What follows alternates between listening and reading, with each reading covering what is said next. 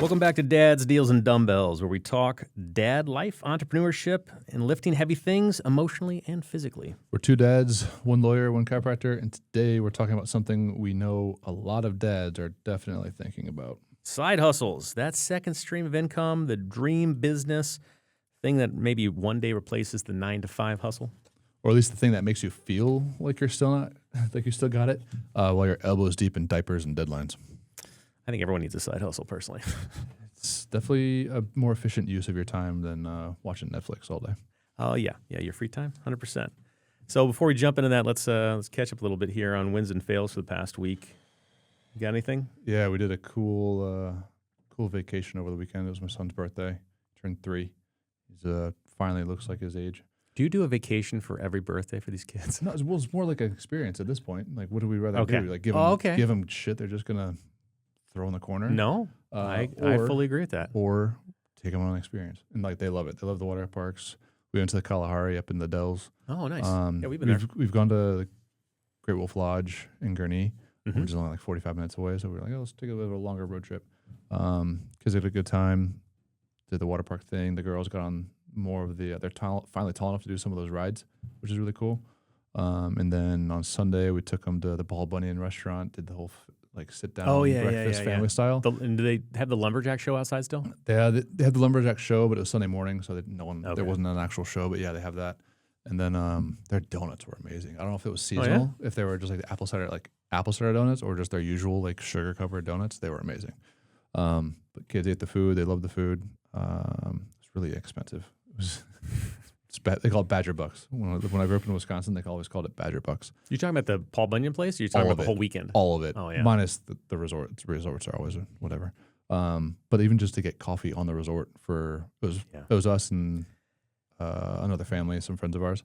I got coffee for 3 people. It's $20. Yeah, it's not.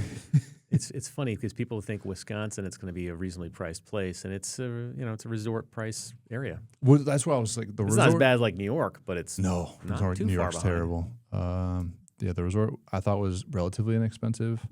I know when you go to Lake Geneva, they definitely have the Chicago prices up there. But you go to Boondocks, you're getting a beer for $3 still. Yeah, like it's nuts. Yeah. So. But then I would say the fail. Oh, and the kids got to drive the Wisconsin Duck. They get to drive on the lake. Yeah. So they crashed us in the water, and they're like, "All right, we got some time. Who wants to drive the duck?" And like Henry, Ellie, and Addie all got pictures on it. Henry just drove in circles. It was pretty funny. Addie like actually knew where she was trying to go. It was pretty funny. But yeah, fails is they were in bed at like 8:30, but they didn't go to sleep till like 12. Oh, so they were super tired, but. That's all right. They knocked out in the car, so that was good. I guess that's a win. High on. Yeah, my wife Ella was like, "Oh, we should just put a movie on for him," because we got one of those like kitchen suites where it's like, "All right, here's the bedroom," and then it opens up into the kitchen with a pull-out couch. Like we let the kids all sleep on the pull-out couch, and my wife's like, "Oh, we'll put a movie on to fall asleep to the movie," and I'm like, "No, they will not." And they just watch the movie. They just watched the movie, and then the movie was done at 10 o'clock, and they were just wired, and that was where the kitchen was, so that's where all the chips were in the food. So they just like. You wouldn't hear them because they're silent as a mouse, and they just go eat the chips. And they're having a party. They're having a party. I'm like, and I'm up like half asleep. I'm like, we gotta go to bed. So, yeah, that's a parenting fail. Yeah, I'm like, I told you this wasn't gonna work. Nice, so, yeah. Nice. Well, I would say win for the week. It's going to be kind of funny that I say it this way, but my wife had 4 concert nights scheduled in a row. My wife is a big concert person, as you know. Mm-hmm. And she had her sister at the last minute had tickets for her for Lady Gaga on Thursday night. And then was that in Chicago? Yeah. And then for Friday, Saturday, and Sunday, she had Riot Fest tickets. Yep. Knew that was a big one. And so she had scheduled the Lady Gaga concert came at the last minute. Then she had scheduled one of her friends to go with her on Thursday night, and then my daughter to go with her on no, I said that wrong, on Friday night. And then on Saturday night, my daughter was going, and then on Sunday, I was supposed to go. And I don't remember there being a conversation about this. I remember being told this is what's happening, and standard. You go along with it. Yeah, it's something. Some things are not worth fighting after 21 years or so. Nope. So the win comes in the fact that I didn't really want to go. I'm not a big festival concert person. It's a lot of people. Like one of my favorite concerts I ever went to was at the Aragon Ballroom, and we sat in the balcony in the back. where there was a coffee table and chairs, and there was a button I would hit, and they'd bring me a cocktail. It was a fantastic way to watch a concert. I Best way enjoyed to do it. It was terrific. It was terrific. I don't want to stand in the pit. I don't want to do that. Did you get elbowed in the face? I went to Lollapalooza with her earlier this year, and I had to struggle for space with 18-year-old kids, and Keep your eyes up. Yeah, 100%. Absolutely. And so we get to Sunday, and she's exhausted, just wiped out. And Sunday we had a birthday party for my son. His birthday was actually last month, but because of the timing of his birthday, he's always gotten screwed. So none of his school friends go to the party because his birthday is literally like 2 days after school starts. Oh, yeah. So this year we had a birthday party for him and had it at Sky Zone, and he invites his friends. So we went to the party. We did the party. Finished with the party. We're sitting at home. I said to my wife, hey, what time do we have to leave for this concert? She says, probably about an hour. And then she comes downstairs a little bit later on, and she's like, so do you want to go to the concert? And I was like, do you want to go to the concert? I'm not going to answer this incorrectly. I'm not walking into a trap. I'm like, well, I wouldn't cry if you told me you don't want to go. And she was just too tired. So she says, yeah, let's skip it. And I was like, who was headlining those 2 days? Well, see, now that's the part that I missed. For the Sunday concert, it was Green Day, and I do like Green Day. They're good, yeah. I would have gone. I wasn't excited about going on a Sunday. I wasn't excited after going after all the stuff. And at 48, your endurance is not there. It's not for nonstop stuff. And I'm going to be traveling the next few weeks, so I'm not going to be around that house on the weekends anyway. So that was my win. That I didn't have to go to a concert.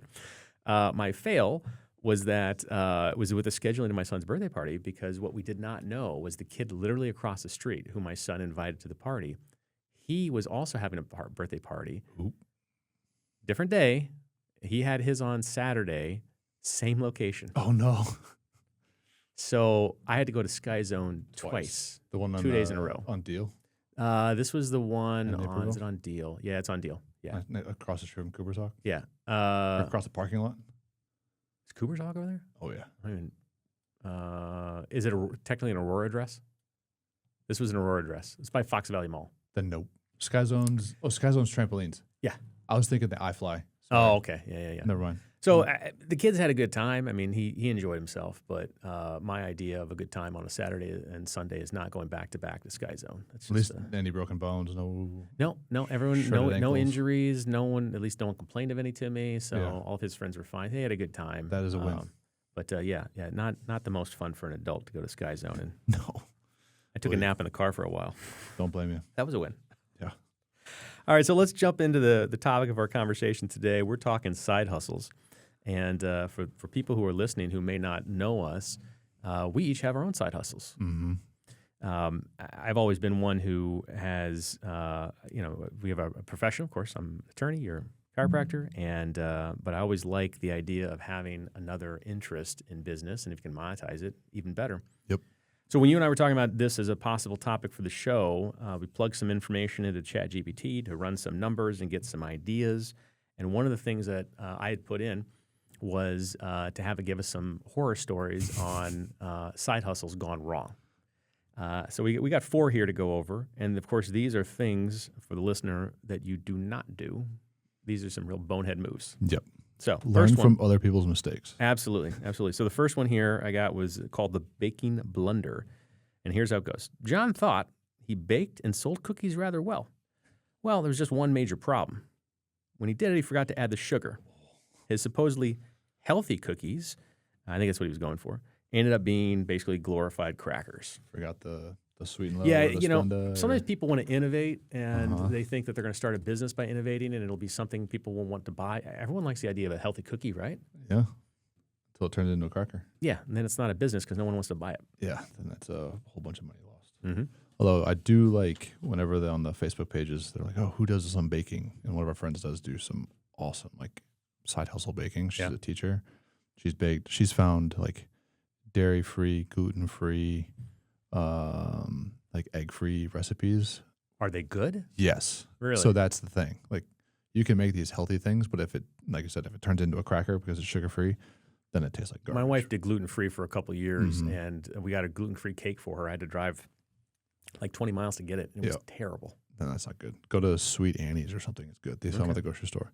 But because with the kids and their allergies when they were born, they couldn't do eggs or dairy, so we had to find an egg-free, dairy-free recipe. believe it or not, applesauce is a pretty decent binder, Yeah, and I've it heard keeps that. the moisture. So it's pretty good. But yeah, awesome. Like love those options as long as it plans out. They're not messed up. Then yeah, this one DIY disaster. Lucy had started a furniture flipping business, but never having known a hammer from a wrench. The first chair collapsed from under her during a client demo. So I see these shows on like HGTV every so often, flea market flip. yep, And I think people get the idea that they'll go buy some furniture or not buy it, get it off maybe the side of the road or out of a dumpster. trash and treasure type of deal. Yeah. Do a little renovation, try to flip it or what have you. I mean, I could see how people would screw that up, not understanding that the chair may not be solid. No, there's a reason why it might have been gotten rid of. That's possible. Next one here is called the Tech Turmoil. Jane offered tech support, but ended up needing herself when she accidentally deleted a client's entire hard drive. This sounds like the person I dealt with at QuickBooks a few weeks ago. For 10 hours each day. Yeah, let's not talk about it. I've still got some emotional scars. Too soon. Too soon. And everyone's probably heard of like Cricut machines, or everyone has their own T-shirt side hustle they've probably tried. There's one sitting behind you. Yeah. Here at the library, there's definitely a T-shirt pressing thing. I think my favorite story is the what was it, Catholics versus Convicts, Notre Dame versus Miami deal. That's a cool documentary, 60 for 60. This guy made, I think, $60K on just one Genius. shirt, but then he almost got kicked out of school. So. Yeah. But yeah, Dad said he tried to start a T-shirt brand in his garage, ended up melting his wife's Cricut machine, and now he's banned from crafting. But I would say on the bright side, he's not divorced, so good for him. There you go. Yeah, that would be even more expensive. Yeah. It's funny. You and I have had this conversation before. It has dawned on me in the past couple of years how different the economy is now than even just pre-COVID.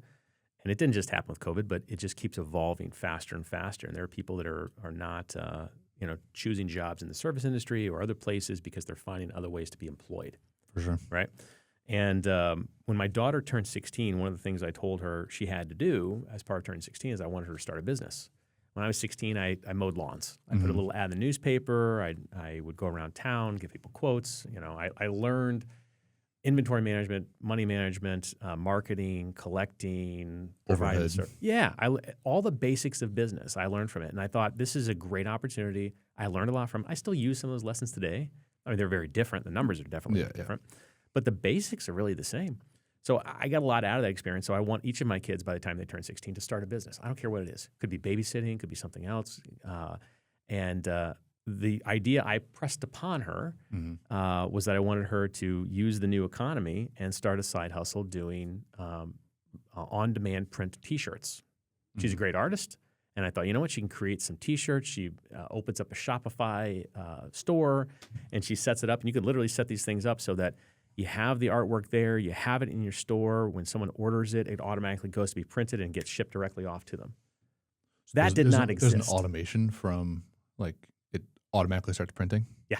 She doesn't have to touch it? Nope. What? Yeah. I will That's tell you. That's a big change in It is. It is. And I don't know if you get these ads. I get these ads on Facebook all the time from these T-shirts. People, these different slogans and things like that. It's really simple stuff. Yep. In fact, I came across one the other day that had a quote from our president on it. Yep. So stupid people or smart people don't like me. And that was the actual quote that came out of him. Someone took that and they put it on a T-shirt. And these are all over. I mean, you can go on Amazon and find them other places. But the print-on-demand model, you make a very small margin. But once you put it up there and people start buying it, you're not doing anything else. No. It's just generating revenue. Startup cost. Yeah. I mean, and you put time into it, and you got to maintain it, and so forth. And you got your subscription fees for the places that do this stuff because they don't do their services for free. But that kind of thing did not exist when we were that age. It didn't exist, I don't think, 10 years ago. But now people have this kind of option to do a business like that, and there's tremendous opportunity. And depending on the algorithms, based on your social media and like your YouTube searches, like I've noticed it. If I search some business stuff or follow something business wise, it feels like I've gotten I get an increase in some of those like side hustle. Oh yeah, like ads on YouTube. I've seen them where it's like you can drop ship from Amazon. I think that was a big deal. Now it's kind of fizzled off. But then one of them was audiobooks. Like you can drop ship audiobooks or something about selling audiobooks on Amazon. I never got any farther. And I'm like, but it's So one of those like kind of those get rich quick type of deals where it's like, oh, here's this new thing. Everyone get in on it. So one of the ones on books, I don't know about audiobooks, but one of the things on books that I saw is that there is a website or an app that you can use. You can go to a used bookstore and you can scan the UPC code and find out what it sells for on Amazon. And then people will buy the books. They will ship them off to Amazon where they will sit in inventory. And then when people buy them, Amazon ships it directly out. Yeah, and that's maybe that's what it was. Yeah, so you buy it for like $1, and maybe it's selling on Amazon for $10 or whatever it is, and so there's a margin. You got to figure out the numbers, but again, that's it's almost like stock trading. Like 100%. Go on, what was it? One of our talking points was I just said it. Was it the Robinhood.com or whatever? Buy stock, trade it higher. Yeah, it's the same basic concept. Now, the funny thing is that I've seen lots of videos on YouTube and like where people are trying to push courses, and of course they're getting views, and that's how they're making revenue, which of course didn't exist. No, you know, now people have YouTube channels and they're content creators, and of course everyone thinks they're a content creator. I guess that's where we fall right now as well. Although we do this more for fun. This is our side. This is a second side hustle. This is a side fun. This is my side fourth. fun. This is my fourth side hustle. Third side hustle. Anyway, but losing track of time. Losing track. You always go in different directions. But it's a whole economy that did not exist, and I think there's something out there for everybody. I mean, you mentioned drop shipping. Some people don't know what drop shipping is. Do you want to say in kind of a summation? Well, it sounds like what you just said. Like you buy something, like Amazon now will store it for you for free, and then whenever someone wants to buy that product, like you can look on Amazon and go, okay, this product is sold by if you're trying to buy Kleenex, like one of them was like those non-perishables because it doesn't go bad. If you buy like 100 rolls of Kleenex and you just say, hey, Amazon, hold these, and whenever someone wants to buy Kleenex, sell mine, it'll tell you like this isn't being sold by Kleenex or Costco or Kmart, not Kmart, but like Meijer, but and now Amazon, like you own the product, and then Amazon does all the other logistics. One of the catches, though, I think with that is that I think Amazon does now charge like a holding fee. Oh, probably some sort of fee. But I wouldn't blame them. Yeah, but if people are willing to spend the time to learn how to do this stuff, there are opportunities there too. Yeah. And there are tools out there as well that tell you what people are buying, what's hot, where things sell, what the trends are. Yeah. If you knew about COVID before COVID, then you would have just stocked up on toilet paper and made a killing. And then of course these things all change, right? Yeah. And because of the tariffs that are in place now, a lot of stuff people were ordering through not Temu, through Alibaba, which of course is well, Temu's the same, isn't it? Temu is it's sort of the same. Yeah. Okay. You get kind of knockoff products that are subpar in my opinion. Yep. But Alibaba connects you to factories in China, I think predominantly China. We've used it for the office for some promotional items. I mean, like phone cases are a great example. I have no idea where this phone case came from. I'm sure it came from China because the price I paid for is probably like $10, $15 or whatever. And I'm sure it was manufactured for like a nickel. Yep. And then it was sold by the wholesaler probably for $2 nickels. And then, you tack on all the extra costs, and ultimately it's still a pretty cheap thing. Yeah. Now with the tariffs, of course, people have to factor that stuff in. Mm-hmm. All these things change. If people are willing to spend the time on it to learn it, there's opportunities there, and that's kind of the point I think of why we want to have this show is to encourage people to explore something that they're interested in because there's opportunities to make extra money. And I don't know a single dad out there who says, you know what, I have enough money. I'm good. I can retire now. Not even Elon, who's getting $1 billion, $1 trillion compensation package, which is phenomenal. Mm-hmm. Well, even according to him, he doesn't even own anything. At one point, he didn't own any assets, which was crazy. He just rented everything. Yeah. The economics of what he does are a whole other conversation, probably. Yeah, we're never going to understand it. Yeah, we'd have to talk with ChatGPT to begin to understand that. For sure. It's like Brewster's Millions. Did you ever watch that? No. It was a movie that came out in the 80s, and the idea was that this guy, his father, a distant relative died, I think it was, and he was given like $10 million, and he had to spend it all in 30 days. At the end of the 30 days, he couldn't own anything, and if he did that, then he would be entitled to like $400 million or something. I don't know what the numbers were, but it was substantially more money. So he spent, he rented out the Yankee Stadium and played baseball, but he couldn't own anything. So he could do experiences and he could hire people. So he had, a limo driver and this, that, and everything else. But he didn't actually own anything at the end of the day. So then he get the millions? He did. He wound up getting it. Yeah. Interesting. Yeah. The classic 1980s, early 80s movie. Richard Pryor. That's who was in it. Huh. never would have thought Richard Pryor would have made it into the episode today. There you go. I'll have to add it to the list.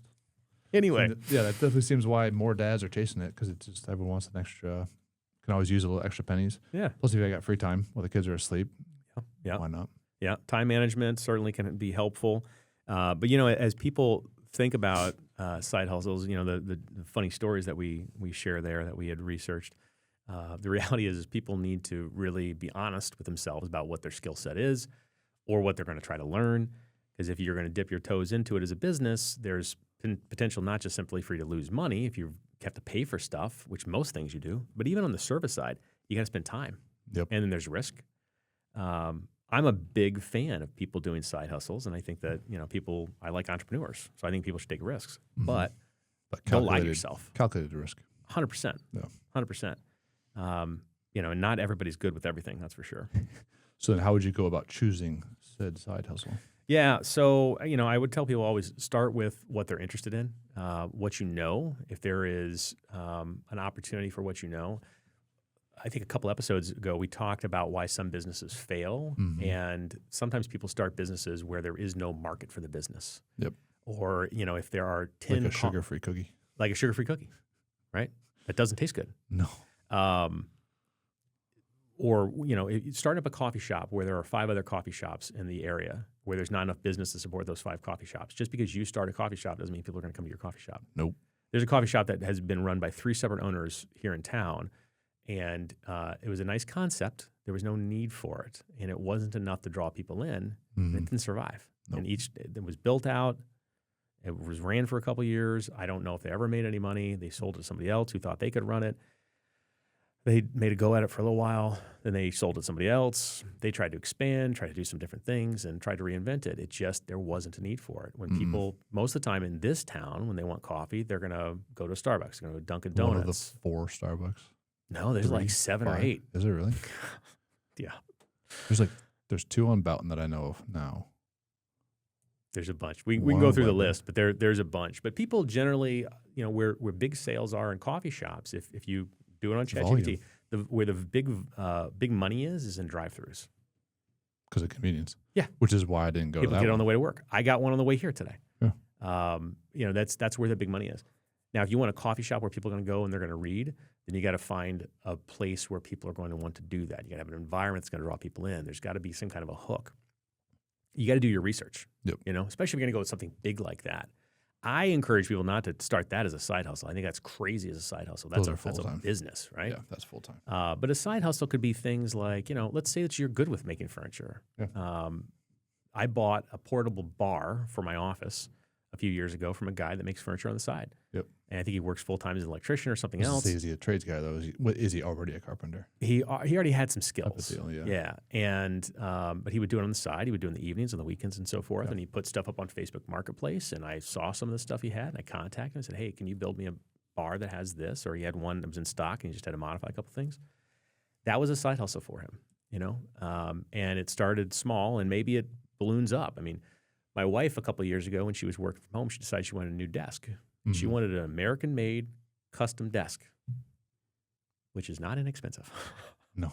This is not an IKEA desk. No. So she found a guy that does this full-time, and he does commission desks. And I'm certain that he did not start his business off that way. I'm certain he started off at a lower scale, selling a few things here and there. Maybe he came from another part, you know, another business or what have you. But grew it via word of mouth or some sort of. Yeah, and now he has enough of a reputation where I think he's out of like Mississippi or someplace. And she contacted him, and I think it took 6 months to build this thing. Probably. But you know, it went from side hustle to main business. Yeah. So those things do happen. But I think you got to start with something that you know. If you don't know it, you got to learn it. And if it's a side hustle, it's not your main business. No. So for you to be spending 100 hours on it in a week would be crazy. Yeah, because then it would be at the expense of your main thing. Then it wouldn't really be a side thing. And it's at the expense of your family and your sanity. Yeah. Now let's talk about our side hustles. Yeah. For people who don't know, you want to talk about we yours? do, like as being employed full time, we have limited time plus young kids. So one of the thoughts, a common thought that people like to do is like, okay, well, if we have extra like money on the side, what about putting that into real estate as like one big one? So, and it's not as passive as you would expect. So there's definitely some pitfalls on that. it's easy if you have a significant other or a partner that you trust that can do some of the kind of touch base work. So you guys can have like a long-term or short-term rentals are like a big deal. There's some interesting tax things that you can do too with those. But then again, it's if you just kind of think about it on the surface level, right? You buy a property, say the mortgage is $1,500 a month, but then the rent you charge $2,000, $2,500, or whatever's fair market value each month. Just on those, like just on that math alone, you're making $5,000 to $1,000 a month, and that's technically quote unquote passive, as long as there's nothing like drastically changing in the property. So that's one interesting way to do it, depending on the interest rates and things. Sometimes it makes sense. Again, doing the math, but then there's always like hidden costs, hidden fees, hidden headaches. We've heard some plenty of like horror stories on. But your choice to rentals. dip your toe into that job. Yep. Was that something that you jumped into easily? No, took some time. My wife and I had talked about it. We had our own mentors that had kind of done it before, so we were okay asking them questions. Definitely not a short thing to kind of think about. But then I would say we weren't aware of some of the hard parts as far as just like dealing with people and all those things. Yeah. So Mitch, a follow-up question for you on the Airbnb. How much time do you think you spend on it in a week? I don't spend any time. My wife does. How much time does she spend That's the problem. So yeah, she spends in a week. At the beginning, it's definitely a lot heavier because you got to get all the stuff. Yeah. Make sure the furniture's right. Buy all the utensils and supplies. Make sure everything's going. At the beginning, it was a big lift as far as hours. 10 to 20, depending. A week now? Now, maybe a couple hours a week. Okay. That's definitely a side. I would say 5 to 10, if any. Yeah. At this point in weeks, because like at this point it's kind of going. We have a property manager. He takes a portion of each month's like stays. He does the pricing, kind of basically does all the things, and then we just say, hey, what else do we need? Is everything going right? Do we need to have a strategy meeting? One of the reasons why I'm a big fan of real estate and part what you're doing, I don't have any Airbnbs, but one of the reasons I'm a big fan of it, of course, is because while you're doing that, you've leveraged the money you put in, presumably, right? You didn't pay cash for the whole thing. Mm. So you leverage the money you put in. So you put in, say, $10 on a $100 mortgage. That other 90% is covered by the bank. As long as it cash flows, somebody else is paying your mortgage, which means you're building equity. Yep. And if it appreciates in value, it can go up a lot faster. There you go. Yep. So you're building wealth. Yep. You can't cash it out immediately. And then when you do sell it, there's a whole other conversation about taxes there and how to handle that money. Mm-hmm. But that's and hopefully in considerations on those is like market ups and swings and where's the market at? Like, is it going to be stagnant? Was it a high market? So those are all big factors you got to take into consideration. Yeah. Those are good problems to have. Yeah. I think they compare it to similar to the stock market. You're going to have your ups and downs. You want to buy it in the valleys versus the peaks. Yeah. Type of deal. Yeah, it's when you buy is a critical time because if you pay too much for any real estate at the start, whether it's your home or it's commercial property or Airbnb, you're going to have a problem. Yep, and you might have to hold it longer than you want to try and make a profit on it if you do end up selling. Yeah, 100%.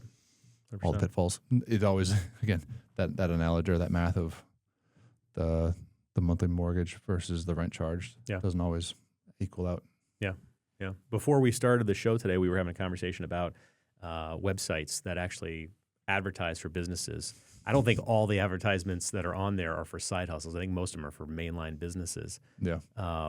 But you can actually buy a side hustle that's pre-existing. There are people that start businesses like what we were talking about earlier, the T-shirt business. Mm-hmm. They'll sell it to you once it's built, and then you've got the infrastructure. I just saw one 2 days ago, yesterday.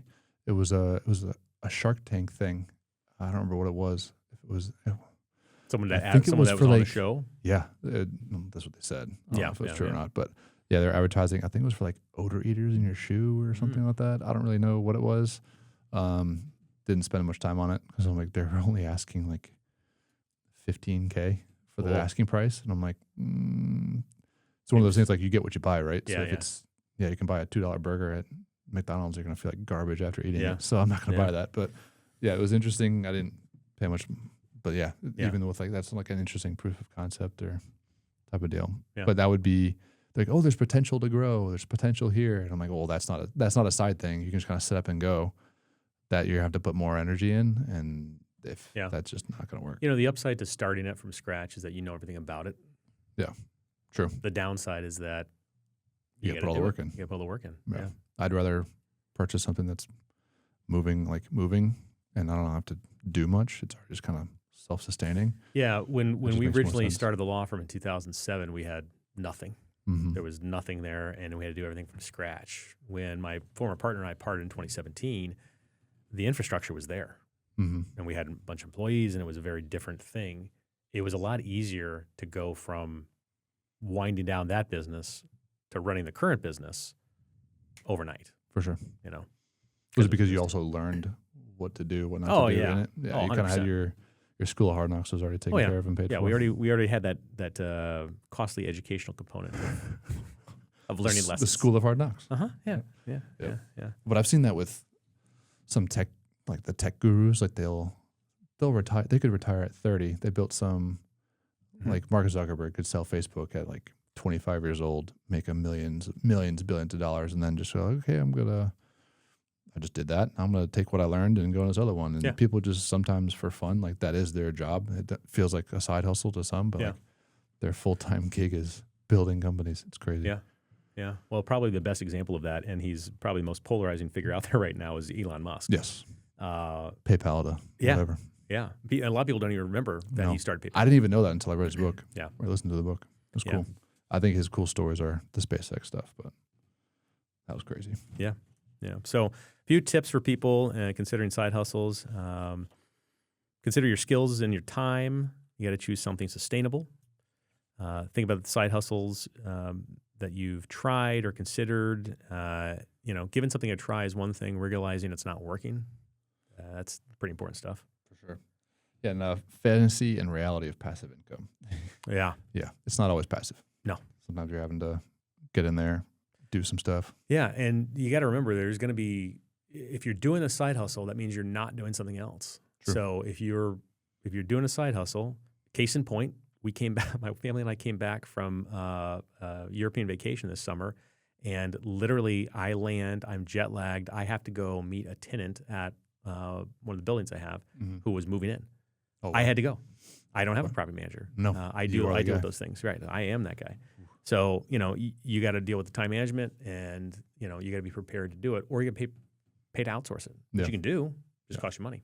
Yeah, for me, I had to drive 8 hours down to the Airbnb and build out a whole fire pit, sitting area. It took me a whole weekend to do. Yeah, that was not fun. Yeah, I'm a big fan at certain points in outsourcing and paying someone else to do certain things. Mm-hmm. But when you're first starting, you got to choose what you're putting your cash into and what you're not. Yeah. And doing some of that work makes a lot of sense in a lot of scenarios, as Mm-hmm. long as you can actually capably do it. For sure. So, yeah. One of the key questions, of course, is when to reinvest the capital that you've collected, or when to take it out and enjoy Pay yourself. it. Yeah. Does that go along with the legal structure of it too? Oh yeah, the company structure. One of the things I always tell people when they're starting businesses, people come to me and they say, "Hey, should I do an LLC or should I do an S corporation?" And I always tell them, first thing you should do is you should talk to your CPA and get tax advice. I'm not going to give you tax advice. I can tell you how certain things work, but depending upon what you're doing, what you're going to do in the long term, there may be a better tax strategy for you in doing one thing or the other. Legally, neither is really hard for me to do. They're not, frankly, for the most part, it's very similar.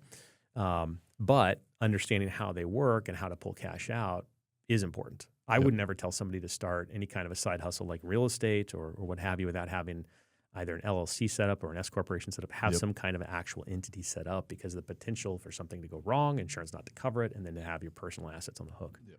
So, that definitely is an issue. And when you're talking about starting, maybe your side hustle is going to be in babysitting. Yeah. Maybe that's it. Maybe you're a stay-at-home dad. We've had a stay-at-home dad that was on before. Yeah. Maybe that's what you're going to be doing. And you don't necessarily have to do it in every scenario, but insulating yourself and considering the legal implications is helpful. That's for sure. I'll say one tip to babysitters that are looking to do the babysitting thing. We had one girl in my daughter's school. I think she was in 8th grade. I was like, "Hey, what's your hourly rate?" She's like, "What do you want to pay?" I was like, "Listen, I don't remember what I said, but I wanted to like turn it into like a mentoring teaching moment, but I don't think I did. But I'm like, no, like give me a price, because then if you ask me what I want to pay, I'm like, all right, we'll pay like $10, whatever. But then like say something and make it a competitive rate. But yeah, I just laughed at that one. Yeah. That's an interesting question, because I've seen kids struggle with that. I've seen people struggle. But that's also it's a learning curve. If you're 13 trying to learn that, you're already ahead of the curve than a 30-some-year-old. Oh yeah. Well, and one of the resources that we've talked about before that people have at their fingertips now is AI. So you can literally plug in, what's the fair market rate? Yeah. And you can put it in for a high school kid, and Yeah. it's going to do some research and it's going to pull some numbers. Is that 100% accurate? Not necessarily. Yeah. But going in and having an idea about what those things are worth is very helpful. Have you heard of any lawyers that have just made like a box in their front office and said, just pay what you want? Funny that you say that. I have seen, we just lost our feed. I have seen situations before where people have done what do they call it, a sliding scale. And most of the time, these are places that will do, they tend to be catered towards low-income folks, and they tend to be run as nonprofits. And lawyers, it tends to be younger lawyers that start these firms. They think that it's going to make money. They think it's going to be profitable. And Noble. I've never seen one last more than a couple of years. Yeah. It's noble, but that's why there are legal aid societies that wind up getting grants from different entities in order to stay, moving. Operational. Yeah, I mean, we give every so often we'll discount rates and what have you for different things, but it's not feasible to do that for the long term. Should not be the norm. Yeah. No. There's been plenty of I don't know if they're wives' tales or stories of chiropractors that just say, "Oh yeah, put a box out front, pay what you feel." I don't see that as sustaining for a long period of time. I just can't. I can't fathom that would work. No thanks. No, that's not enough for the kids. No.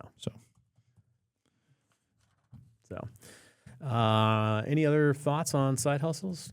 Share for the masses today? I would say just make sure the time is worth the squeeze. The juice needs to be worth the squeeze.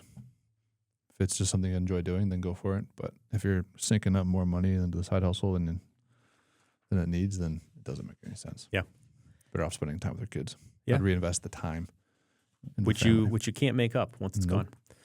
Got anything for Quill's Corner this week? So that was the one. Manage your stress. So yeah, if you're trying to make an extra buck and your side hustle's taking up more time than it needs to, and it's creating more stress, more cortisol, it's going to actually lead to poorer health, poorer recovery, more exhaustion actually, and just a vicious cycle of negative feedback loops. So avoid that as much as possible. Sounds like a plan. Definitely. So let's talk some key takeaways for today. Your side hustle should be something that energizes you, not drains you. It can be hard work, but shouldn't just drain you. Definitely. Sometimes I feel that's how my main job is. Energizes versus draining. That happens. That would be a good idea. Start simple, validate it, make sure it works. If it doesn't, don't keep doing the same thing that doesn't work. No. Don't chase the trends either. Don't fall for those YouTube ads of drop shipping and all that other stuff. And if you're going to dip your toe into it, don't go all in.